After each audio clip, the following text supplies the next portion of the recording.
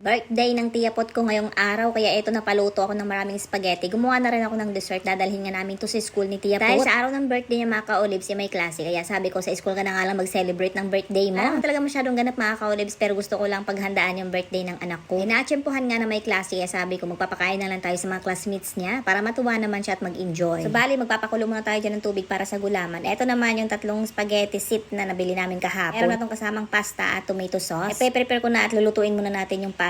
Hindi naman to masyado marami mga ka-olibs compare sa dati naming niluto na 100 talaga na students yung pinakain namin. Pero this time, konti lang dahil 20 perasos lang naman yung classmates ni Tia po. Na ngayong gulaman kumulo na kaya ilalagay na natin sa mga lanera. At hahayaan nga natin to hanggang sa mabuo. Inuna na nga din pala namin lutuin itong pasta para mamaya yung sauce na lang. Wala pa talaga akong kaligo-ligo mga ka-olibs kasi nga morning yung school ng anak ko. At ang oras ng recess niya ay 9:30 kaya kailangan talaga magsimula kami ng alas 6 ng umaga. Nagprito na nga din pala dito si housemate ng chicken para merong ang partner yung spaghetti. Bali wala lang to timpla mga ka-olibs, asin lang at saka paminta yung nilagay namin dyan. Ito na nga yung pasta na luto na. Ito naman yung juice, lalagyan natin ng ice para kahit papano lumamig. Hindi nga namin nailagay kagabi sa ref dahil nga wala kaming ilaw. Ang gara, sa lahat ng kapitbahay kami lang yung walang ilaw. Ito na nga, igigisa muna natin yung garlic tsaka onion. Pagkatapos, ilalagay ko na dito yung giniling na karne. Paghahaluin ko nga lang to hanggang nga sa mamutla. Timplahan ko din to ng paminta at saka kaunting asin para matanggal nga yung amoy ng pork. At pagka lumabas na yung kanyang sariling oil, ilalagay na natin yung hotdog. Paghahaluin ko nga lang to hanggang nga sa maluto yung hotdog. Pagkatapos, ilalagay ko na dito yung tomato paste. Mekos-mekos nga lang natin yan hanggang sa lumabas yung aroma ng tomato paste at ilalagay na natin yung tomato sauce. Tinulungan na ako dito ni housemate kasi nga medyo nagmamadali na talaga kami. Paghahaluin ko nga lang to hanggang sa kumulo at pagkatapos maglalagay pa ako dito ng ketchup. Bali, banana ketchup lang yung nilagay natin. Alam nyo na dito sa Pilipinas, hindi kumpleto yung spaghetti pag walang banana ketchup. Naluto na nga din itong chicken kaya ito pinahango ko na nga kay housemate. At ito naman yung spaghetti sauce kumukulo na kaya pwede na natin ilagay dito yung pasta. Tapos si housemate na nga lang yung pinamekos-mekos ko kasi medyo marami na at mabigat. Sobrang dami pala kahit tatlong set pa lang to ng spaghetti. Tama lang to kasi kakain din naman yung mga tao sa bahay at meron nga pala kami mga worker, hindi pa rin sila nag-i-snacks kaya eto na lang perfect. Meron na silang snacks ngayong alas 10. Kahapon pa lang talaga kinumpleto na namin yung mga gagamitin namin dito. Bale, 20 piraso yung nabili namin itong mga styro. Sa Save More pa nga namin to nabili mga ka-olibs kasi nga tinamad kami maglibot-libot kahapon sa merkado. At sa mga oras na to mga ka-olibs is alas 9 na kaya nagmamadali na talaga ako. At eto yung box na pinaglagyan ng grocery namin kagabi kaya ito na lang din yung paglalagyan natin ng mga lunch pack. Nakalimutan ko nga, gagawa pa pala ako ng dessert. Buti na nga lang na palamig ko na nga itong kondensada at saka all-purpose cream. Kaya kahit papano, pwede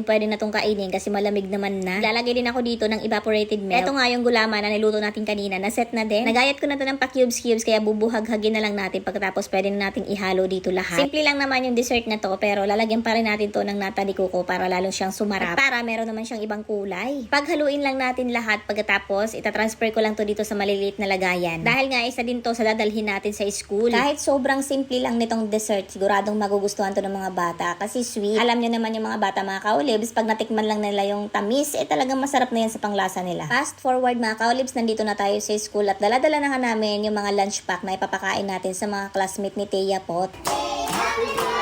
Nantahan nga siya ng mga classmates niya mga ka-olibs at eto napablo pa siya ng candle. Yung araw nga lang nalaman ni teacher na birthday ni Tia pero nakapaghanda pa rin siya ng banner. Sobrang ganda. Tingnan nyo naman yung Tia Pot namin. Talagang hands-on siya sa pamimigay ng lunch pack. Lunch pack ba or snack pack? Basta kayo ng bahala niyan mga ka-olibs. Kung nga kay housemate, tingnan mo yung anak mo. Napaka hands-on sa pamimigay ng food. Abay biglang sinipag nga kaya tamad-tamad naman yan sa bahay. At ito naman yung pinakahihintay ng lahat, yung cake. Kaya hindi ko na pinatagal. Dinistribute ko na rin sa mga classmate ni Tia Pot. Abay hindi rin nagpahuli. Kumain din siya. Sabi ko nga sa bahay na lang marami pa doon. Gusto na talaga niya makipagsabayan sa kanyang mga classmates. So paano ba yan? Hanggang dito na lang.